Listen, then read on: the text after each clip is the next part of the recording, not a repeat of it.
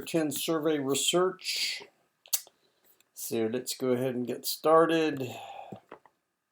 Maybe lots of different ways you can do this. Mail questionnaires is one way to do it. They are impersonal survey methods. They can be useful, of course. Advantages of a mail questionnaire include low cost, reduction in bias error, greater anonymity, considered answers in consultations, and accessibility. You can send them to a lot of different people. Disadvantages of mail questionnaire include requires simple questions. You don't want to make it too complex. No opportunity for probing from the answers that are given, and no control over who fills out the questionnaire. Could be if you send 3 questionnaires to the same household, the same person might fill out all 3. And of course, you tend to get a low response rate. Strategies for increasing response rate, sponsorship. In other words, if you have a known entity that is the sponsor, then sometimes that will force them or make them feel better about taking the survey. Appeal to the respondents, goodwill, reward. When I did my dissertation, I sent each individual $10, this was what, 15 years ago. I sent them $10 after they sent it back to me. And I gave them a stamped, self-addressed, an addressed envelope to send it back. So, and then I just sent them the $10. Format and typography, such as high quality paper and adequate spacing, make it look good.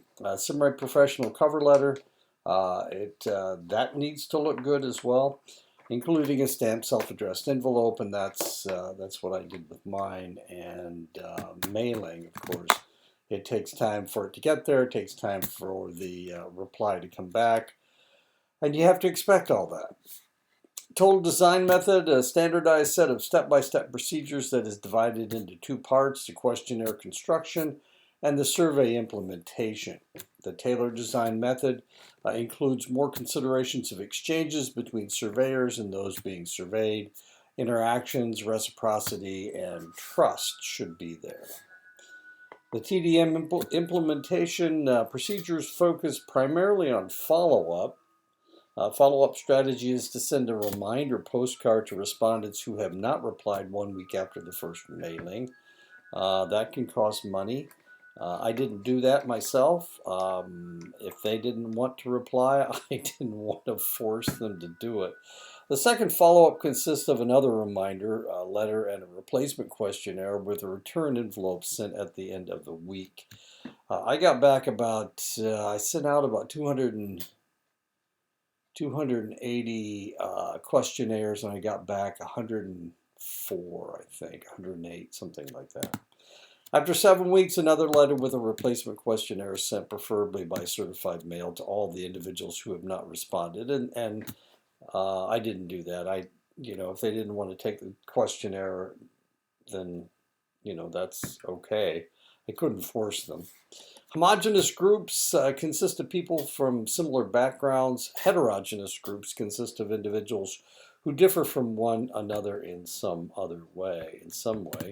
Groups and response rates, respondents who are more educated are more likely to fill out and return the questionnaires. And that was one of the real positive things about the population I was dealing with. This was in Blaine, and I can't remember the name of the other county. Anyway, it was the indigenous population in that area, and they were fairly well educated. The tribal college had been relatively successful for about 25 years. High schools in the area were fairly strong, so the education level was fairly high. Interest in or familiarity with the topic under investigation is another important factor in determining the rate of return. And of course, this had to do with culture, and since the culture was very strong in the area, That was a topic of concern, a topic of interest for everybody concerned.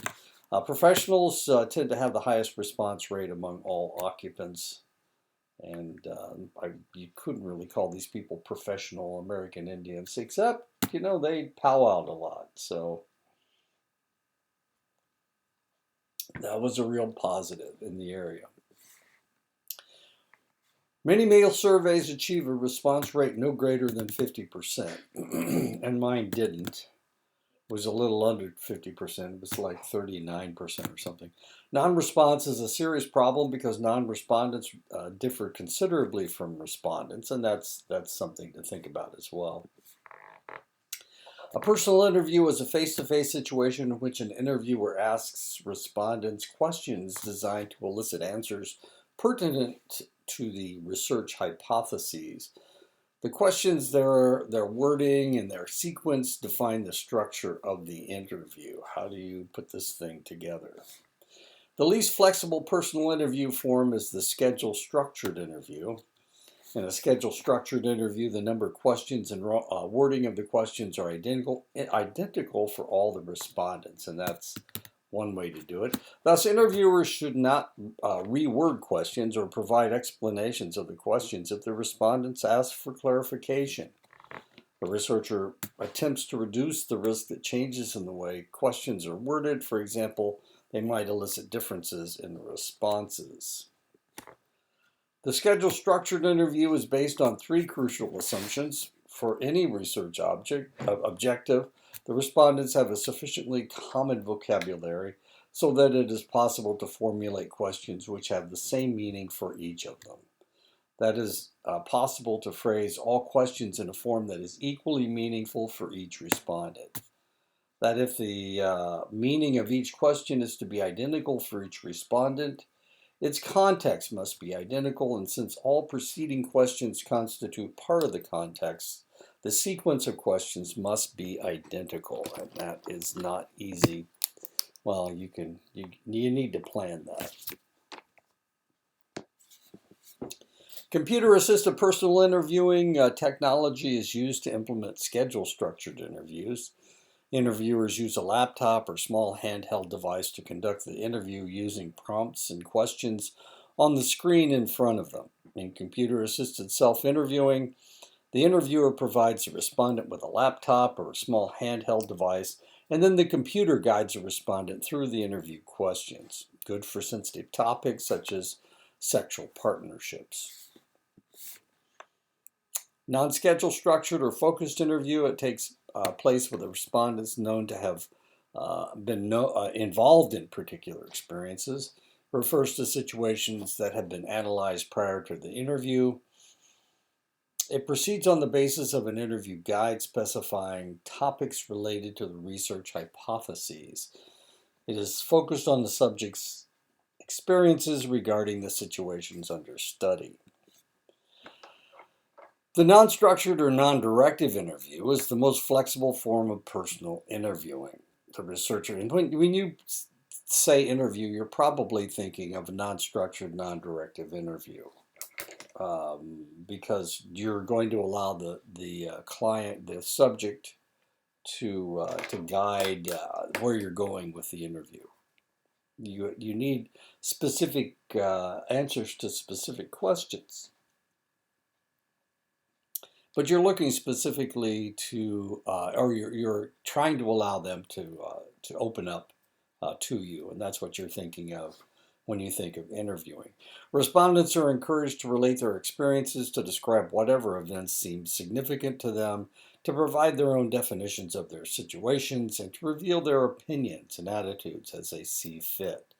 The interviewer has a great deal of freedom to probe various areas and to raise specific queries during the interview. Advantages of the personal interview include flexibility, control of the interview situation, high response rate, collection of supplementary information. Disadvantages of the personal interview include high cost, interview bias, and lack of anonymity, and that can be a problem. Principles and procedures of interviewing. The first step in the interviewing process is getting the respondent to cooperate and to provide the desired information. 3 factors that help. The respondents must feel that their interaction with the interviewer will be pleasant and satisfying. The respondents need to see the study as being worthwhile. Barriers to the interview in the respondents' minds need to be overcome. Researcher introduction to respondents. Tell the respondent who you are and whom you represent. Tell the respondent what you are doing in a way that will stimulate his or her interest. Tell the respondent how he or she was chosen. Adapt your approach to the situation. Try to create a relationship of confidence and understanding, and this, of course, is known as rapport, between yourself and the respondent. Specific techniques interviewer can use. A questionnaire should be followed but can be used informally. Interview should be conducted in an informal atmosphere. Questions should be asked exactly as written. Read each question slowly. Questions should be presented in the same order as in the questionnaire. Ask every question specified in the questionnaire. Questions that are misinterpreted or misunderstood should be repeated and clarified. Probing is a technique used to stimulate discussion and obtain more information. 2 major functions of probing: motivate the respondent to elaborate or clarify an answer, or to explain the reasons behind the answer. Help focus the conversation on the specific topic of the interview. The less structured the interview, the more important probing becomes. Telephone interview is characterized as a semi-personal method of collecting information. Investigators can reach 95% of the population. This figure is changing with shift from landlines to cellular, of course, and now we're not exactly sure. It's rare to have a landline actually these days. Random sampling is also possible due to the process of random digit dialing. A researcher first identifies all working telephone exchanges in the targeted geographic area. Then they create a potential telephone number by randomly selecting an exchange and then appending a random number between 0.0001 and 9999. Software programs are available to dial the number for the interviewer and delete from future selections any numbers for which an interview has been completed or those that are non-residential or non-working. Telephone interviewing is conducted using computer-assisted telephone interviewing, that's CATI. The interviewer sits at a computer terminal and as a question flashes on the screen, asks it over the telephone. The interviewer types and codes each of the respondent's answers. CATI technology can also be combined with voice recognition software, whereby the computer asks the questions and records and codes the verbal responses to the questions. Telephone interviews, the advantages: moderate cost, speed, does things very rapidly, high response rates, high quality data collection. The disadvantages: the reluctance to discuss sensitive topics, the broken off interview, participants hanging up, and less information. Online surveys make it easy for researchers to design and implement surveys. Programs like SurveyMonkey and Zoho Polls provide users with ready-made survey templates that are simple and allow simultaneous distribution. Survey responses are fed directly into a database, saving time and resources spent coding and entering survey responses by hand. Online survey limitation, not evenly distributed across populations. Worldwide access to computers and internet varies markedly. In the United States, about 1/4 of the population does not have access to a computer. Fewer still have regular access to the internet. Among whites, nearly 85% have access to the internet, but for blacks and Hispanics, this figure is well below 60%. Live feeds allows for measurements at multiple time points with the potential to be obtained continuously. Live feeds are important because multiple measurements allow us to understand how social phenomena change over time.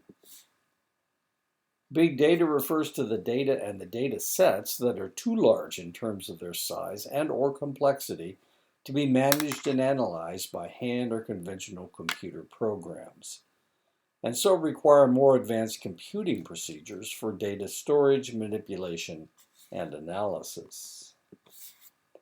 Live feeds and big data challenges. More data do not entail more accessible data. Data collected by Twitter, Facebook, Google, etc. are inaccessible due to a variety of factors, including the human, social, political, financial capital that is sometimes involved in securing such data. Moreover, these data often contain or are linked to highly sensitive personal information, including Social Security and bank account numbers, places of residence, and/or geographic location, and so on. Advantages of online surveys, live feeds, and big data. Low cost, speed, moderate response time. Disadvantages of online surveys, live feeds, and big data. Limited sampling frames, and privacy and accessibility. And that is the end of the chapter. So I'll talk to you next week. Next week we tackle chapter 11 and chapter 12.